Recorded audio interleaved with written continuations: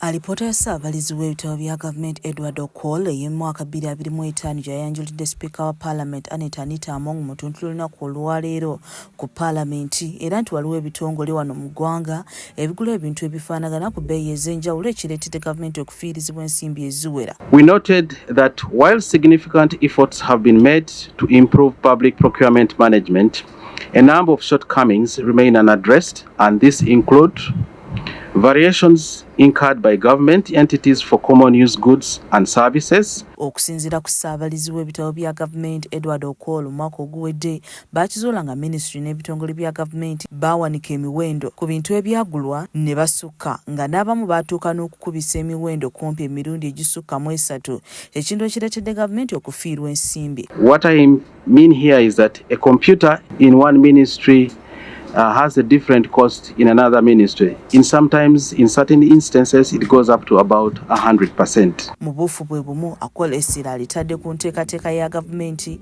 ey'okuggya abantu mu bwavu ya parish development model nga wano agamba enteekateeka eno ezuuliddwamu ebirumirwa bingi by'ayagala gavumenti esseeko essira bikyuke. I noted that the entire budget of the PDM was disbursed by government to the planned circles in accordance with the guidelines that were provided.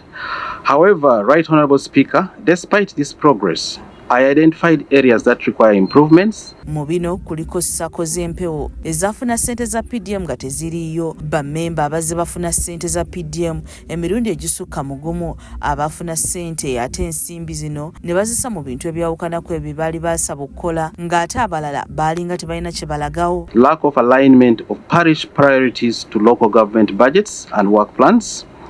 Delays in disbursements of funds to households, cases of ineligible projects implemented, and that some of the projects were non-existent, although funded. There were also diversions of funds and cases of duplicate recipients noted among households. Alipoota eno era ezudde nti waliwo okukandaalirira okw'amaanyi mu pulojekiti za gavumenti ez'okuzimba nga ku pulojekiti ensanvu ezinoonyerezeddwako kizuuliddwa nti zikeerewawo okumala wakati w'ennaku 153 ne 189, ekintu ekifiiriza gavumenti ensimbi empitirivu. Alipoota eno ekizudde nti gavumenti erina ebifo ebikalu ebitaliimu bakozi biwerera ddala 3,160, ekitegeeza nti kumpi gavumenti abakozi be yeetaaga erinako kitundu. This includes staff shortages and insufficient transport fleet that affects our ability to audit remote areas, particularly under the parish development model program. Mu ngeri y'emu alipoota ekizudde nti wadde nga gavumenti ezeegula ebyuma mu malwaliro ag'enjawulo bingi tebikola olw'ensonga ez'enjawulo omuli amataba n'amasannyalaze agatamala mu bitundu ebimu wamu n'ebbula ly'abakugu. Management of government assets and management of equipment in regional referral hospital, just to mention but a few. Sipiika wa Paalamenti Anita Among oluvannyuma lw'okukwasibwa alipoota eno akuutidde ofiisi ya ssaabalizi w'ebitabo bya gavumenti okulondoola ebitongole bya gavumenti ebikyusakyusa ensimbi Paalamenti z'ebeera ebawadde ate ne baziza mu bintu ebyawukana n'ebyo babeera baasaba. Kyagambye nti kyekivuddeko obuweereza obw'enjawulo obutatuuka ku muntu wa wansi. But the problem we have is the diversion of these monies. The problem we have is the money does not go to the intended beneficiary. Auditor General wants you to be a whip on this.